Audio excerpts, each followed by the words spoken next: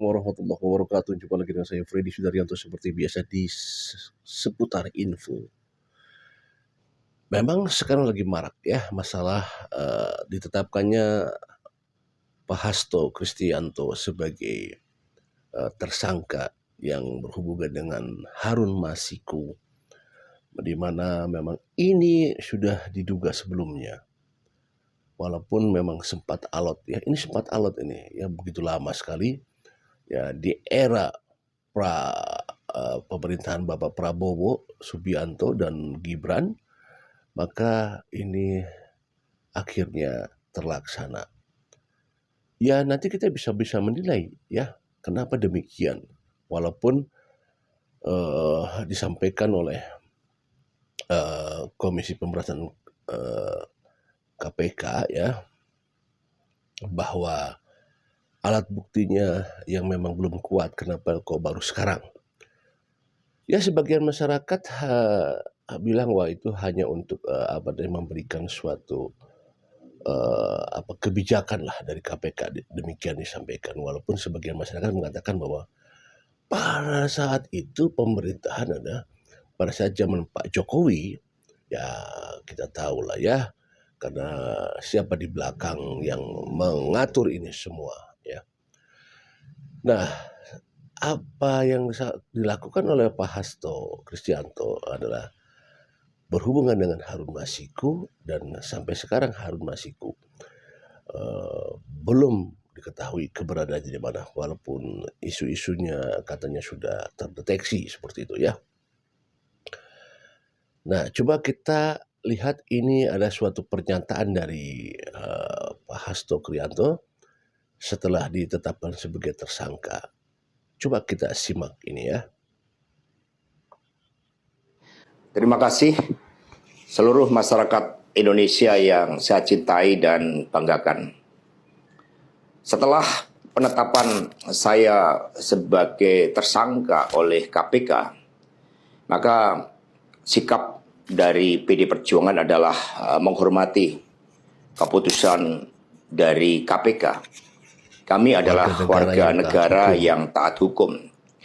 PD Perjuangan adalah partai yang menjunjung tinggi supremasi hukum.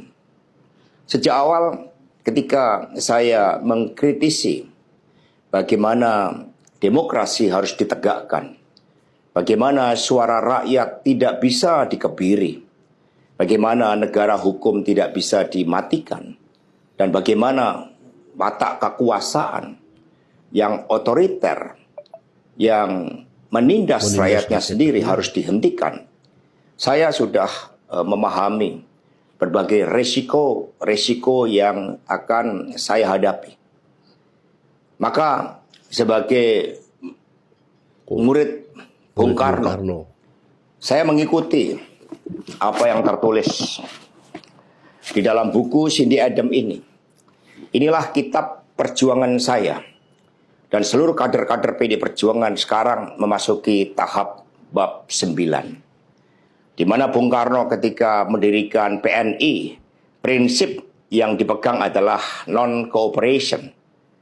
Demi cita-cita Indonesia merdeka, demi rakyat berdaulat, bisa berserikat, berkumpul, dan menyampaikan pendapatnya, maka penjara pun adalah suatu jalan dan bagian dari pengorbanan terhadap cita-cita. Itulah nilai-nilai yang diperjuangkan oleh seluruh kader PD Perjuangan.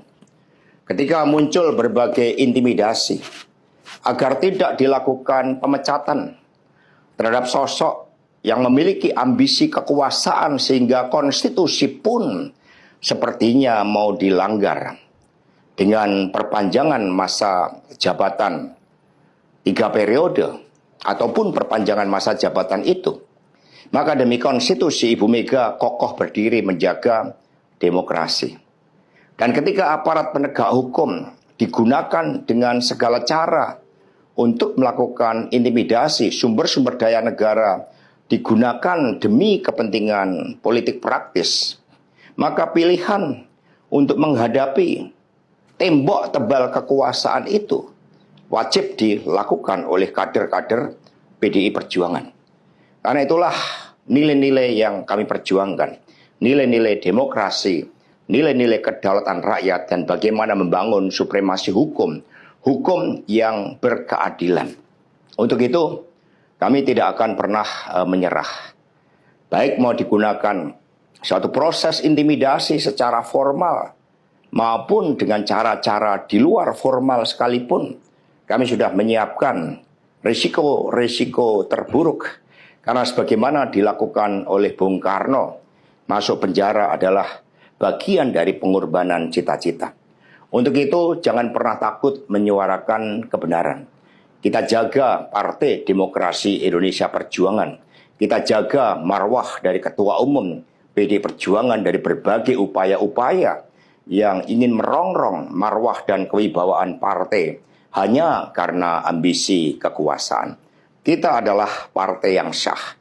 Karena itulah sebagaimana kata para kader PNI ketika menghadapi hukuman gantung di Ciamis, hanya gara-gara memegikkan salam merdeka, merdeka, merdeka pada masa Belanda, maka mereka menuju tiang gantungan dengan mulut tersenyum dan kepala tegak.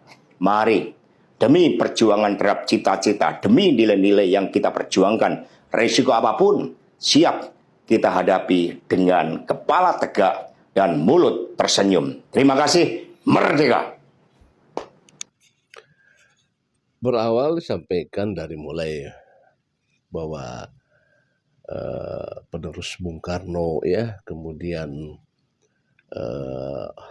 apa cita-cita Bung Karno dan lain sebagainya disampaikan, tapi akhirnya melebar ke masalah 3 periode ya, melebar ke 3 periode. Kita tahulah siapa yang dimaksud oleh Pak Hasto ini ya, kita tahu siapa yang dimaksud. Karena memang itu selalu disampaikan terus. Ya karena sudah ada sesuatu hal yang kebencian ya terhadap seseorang. Ya kita tahu siapa yang dimaksud dengan Pak Hasto. Dan tadi dibahas masalah 3 periode ya. Saya kira itu tidak akan nyambung sebenarnya ya. Tapi ya itulah yang namanya orang lagi ya pembelaan pribadi. Tidak ada, sah-sah saja, tidak ada masalah ya. Kemudian juga kalau kita lihat Bung Karno, Bapak Soekarno ya, bahwa tadi disampaikan bahwa penjara adalah sesuatu hal untuk sebagai cita-cita perjuangan, di penjara pun oke kata. Tetapi tergantung kasusnya. Kasusnya apa kan? Ini permasalahannya, kasusnya apa?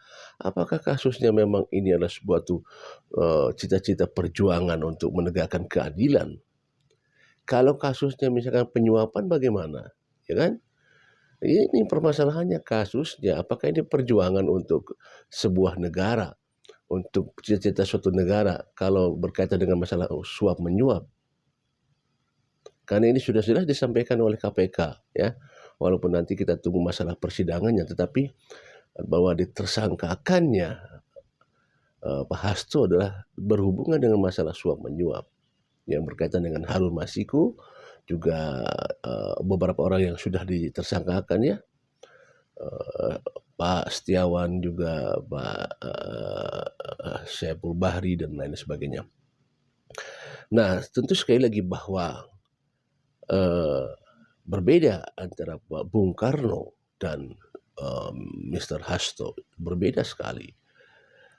Tentu jangan disamakan masalah perjuangan itu. Kalau kasusnya adalah suap menyuap, saya kira kalau misalkan berhubungan dengan masalah suap menyuap, ini kan sangat memalukan sebenarnya ya. Secara tidak langsung ini kan memalukan masalah suap menyuap seperti itu. Ya lebih baik kasus-kasus yang masuk penjara tetapi melantangkan sesuatu hal yang berkaitan dengan menyuarakan, seperti misalkan kayak orang-orang yang pernah menyuarakan tentang keadilan ya. Tetapi kalau berhubungan dengan masalah suap menyuap, korupsi, ya saya kira yang hal-hal yang berkaitan dengan suap menyuap, korupsi ya macam hal-hal yang kayak begitu kan Itu kan memalukan negara sebenarnya yang seperti itu ya. Jadi, ya coba kita dengar ini, coba kita dengar dari pernyataan KPK nih ya.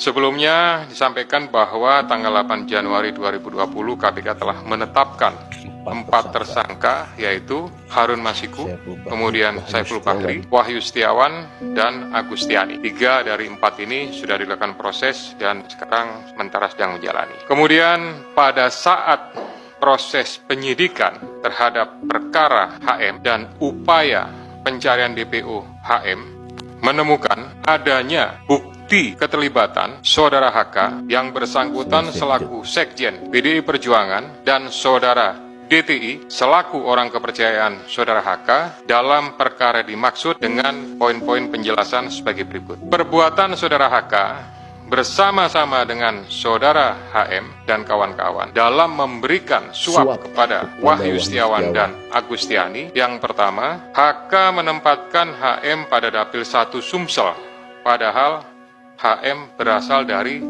Sulawesi Selatan, tepatnya dari Toraja. Kemudian yang kedua, bahwa dalam proses pemilihan legislatif tahun 2019, ternyata HM hanya mendapatkan suara sebanyak 5.878, sedangkan caleg atas nama Rizky Aprilia mendapatkan suara sebanyak 44.402. Seharusnya yang memperoleh suara dari Saudara Nasaruddin Kemas, ini almarhum pada saat itu meninggal, ini adalah Saudari Rizky Aprilia, karena aturan seperti itu saat itu.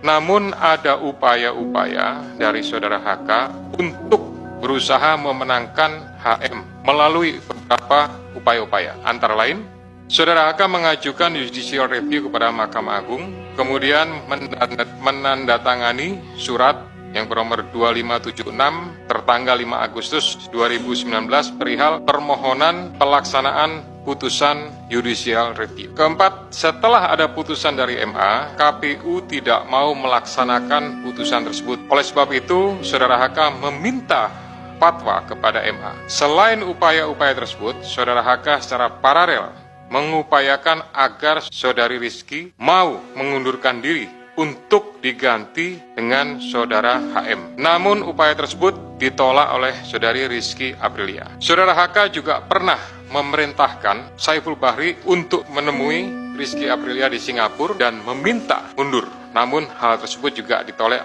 oleh Saudari Rizky Aprilia. Bahkan surat undangan pelantikan sebagai anggota DPR RI atas nama Rizky Aprilia ditahan oleh Saudari HK dan meminta Saudari Rizky untuk mundur setelah pelantikan. Oleh karenanya, upaya-upaya tersebut belum berhasil, maka Saudara HK bekerja sama dengan Saudara Harun Masiku, kemudian Saudara Saiful Bahri dan Saudara Hati DTI melakukan upaya penyuapan kepada Wahyu Setiawan dan Agustinus Tiu, di mana diketahui Wahyu merupakan kader dari partai yang menjadi komisioner di KPU. Bahkan pada tanggal 31 Agustus 2019, Saudara HK menemui Wahyu Setiawan untuk dan meminta memenuhi 2 usulan yang diajukan oleh Saudara HK, yaitu yang pertama adalah Maria Lestari, Dapil 1 Kalbar, dan Harun Masiku, Dapil 1 Sumsel.